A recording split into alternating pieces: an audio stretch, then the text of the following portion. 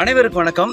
என் பேர் ஆறுமுகம், விவசாயம் மற்றும் பயிற்சியாளர். நம்ம இன்னைக்கு பார்க்க போகிறது என்னன்னா இந்த வறட்சியான பகுதிகளில் குளத்துல தண்ணீர் குறைய இருக்கிற சமயங்களில் இங்கே பார்த்தீங்கன்னா இதில் நத்தைகள் சின்ன சின்ன மூவட்டுகள்லாம் சொல்லக்கூடிய சின்ன சின்னதெல்லாம் இருக்கும். இங்கே பார்த்தீங்கன்னா ஆடு மாடு எல்லாமே மேது இதில் தான் குறைவான அளவில் தண்ணியை குடிக்குது. என்ன ஆகும் அப்படின்னா உருண்டை புழு, தட்டை புழு, நாடா புழுக்கள்லாம் மாடுகளுக்கும் ஆடுகளுக்கும் ஏற்பட வாய்ப்புகள் ரொம்ப ரொம்ப அதிகம்.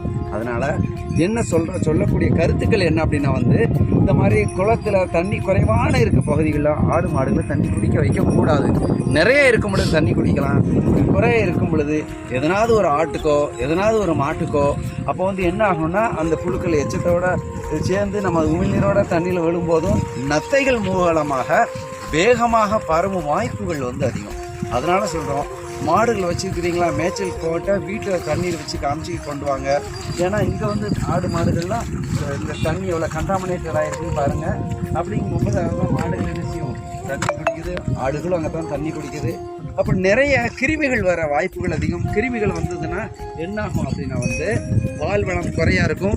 அதுக்கு அடுத்தபடியாக சினை பிடிக்கும் தன்மை குறையும். இன்னும் மேலும் மேலும் நிறைய பெருரோமங்கள் பற்றி இருக்கும். மாடோட வளர்ச்சி தடைபடும், வருமானம் குறையும். அதே மாதிரி ஆடுகளுக்கு பார்த்திங்கன்னா செம்மறி ஆடுகளுக்கு மூக்கிலேருந்து சளி போன்ற ஒரு அமைப்பு திரவம் அடிஞ்சிக்கிட்டே இருக்கும்.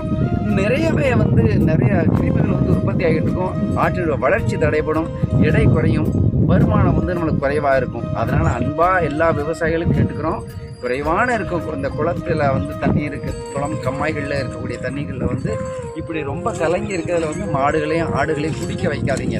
அப்படி வச்சிங்கன்னா நம்மளுக்கு பொருளாதார இழப்பு ஏற்படும், மாடு ஆடுடைய வளர்ச்சி தடைபடும். மற்ற விவசாயிகளுக்கும் பயிருங்க. நன்றி, வணக்கம்.